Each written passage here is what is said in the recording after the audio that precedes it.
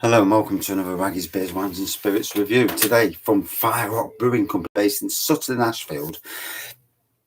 A brewing company that's also both a bar, craft beer shop and bottle shop. Apologies. So, fourth beer review on the bounce. I'm starting to feel it. So this is Copperhead. It's a copper ale at 4.5%. So, good pop on there. It was filled with CO2, but purged with CO2. That's the appropriate pronunciation. And it's been in my fridge since yesterday. So the colour, it may not look perfectly as it should look. So nothing I can do about that. Apologies for that. It's looking slightly darker than it was in the fridge. So the colour, on the Chromebook does sometimes. Now in the light, proper light, I can actually see it. It is copper. So there you go. Not much of a head on it, gotta be honest. This is one of the cask beer options at FireRock Brewing Company. Oh, proper more old style beer from them.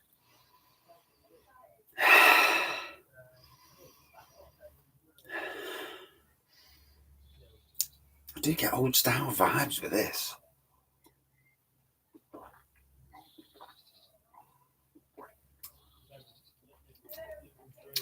Shepherd Neame's Late Red. Oh, you see, as much as I love craft beer, a traditional beer. That's where I came from. I worked in Sainsbury's for 5 years. It was all traditional beer, and that's where my background is. I'm getting nuttiness. I'm getting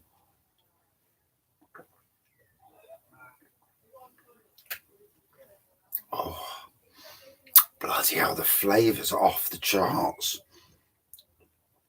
Cask beer, you can't put it down.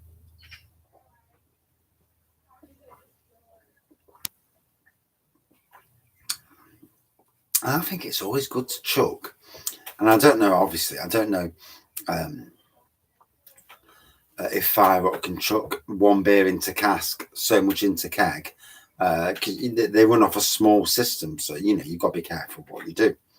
But still, that's tasting fine. When I think about a FireRock Brewing Company, I absolutely love what they do. They both work hard in the week, both got families, so you got to keep your families happy, the wife and the kids, if there's kids involved, obviously. I don't know. There's only so much you need to know about any brewery. What their personal life is none of your business. But in any case, I've met the wives of both the gentlemen, and the wives are lovely. The brewers are lovely. But for me, they're living their life in some ways that I want to live. And I'm not so sure about serving people beer. I'd want to be drinking the bleed. I don't mind serving it, but that's just me, and is what it is. But the what they are in Sutton in Ashfield is a gem. It's a beacon of light to that area, that town. Is it a town? It's saying that you have something on your doorstep that shines a light, and I do mean a light. In some ways, pretty much like what Neon Raptor are doing. It shone a light. Castle Rock brought the old Peggers in, turned it into Fox and Grapes. Partisan Tavern opened up. King Billy was revived. The Bath Inn has been reopened. Liquid Light Brewing Company also in that area. Do you know? As a gardener, there's a seed. You sow a seed. From that seed, more comes. For Sutton and Ashfield, they are the seed. They are the growth. If I'm talking to anybody in Sutton Ashfield, especially councillors and people in that area, promote your seed. this is a great thing for your area. They're a great brewery, and you know, a pub, craft bar, bottle shop. They are modern. They make Sutton in Ashfield relevant. That is always king. Moving on from there, just on WhatsApp. WhatsApp's brilliant because, you know, don't be afraid of social media. If you've got nothing to hide, then social media is king.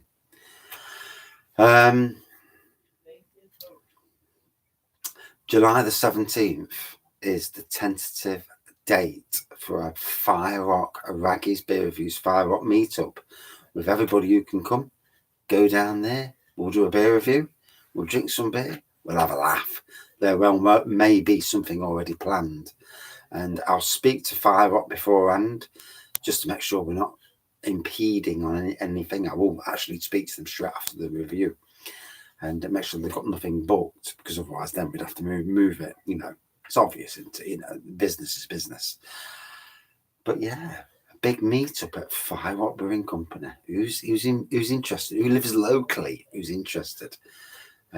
It'll be amazing. Local brewers, fans of the beer scene. You know, let's meet up there. Let's have a laugh. Get there for 12 o'clock. Crawl out at 10 o'clock. Get a bus, hopefully. And get home.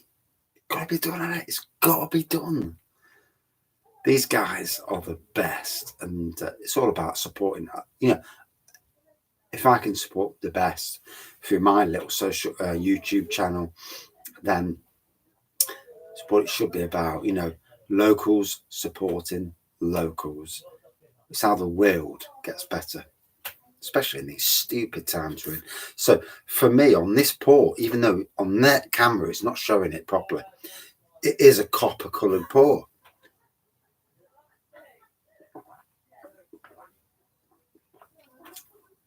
It's tasting to me like a good best bitter.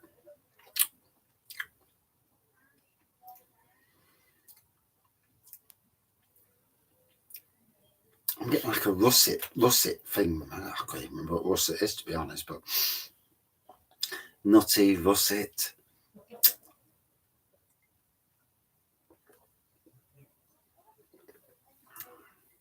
I like it when breweries go back and brew something old-fashioned.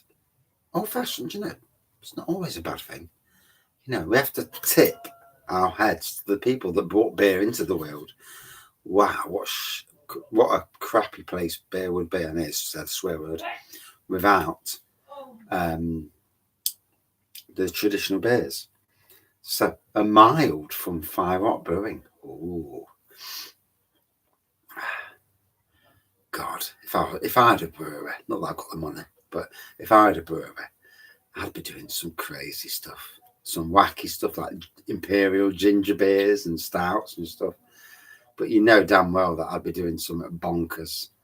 But you know, that's the thing. When you are a brewer, you can do these things, and they've got some good stuff coming. There's a brewer nearly called that in Nottingham. Yeah, it's good name brewing, and that'd be some collab down the way, wouldn't it? Hey, if you're watching in future.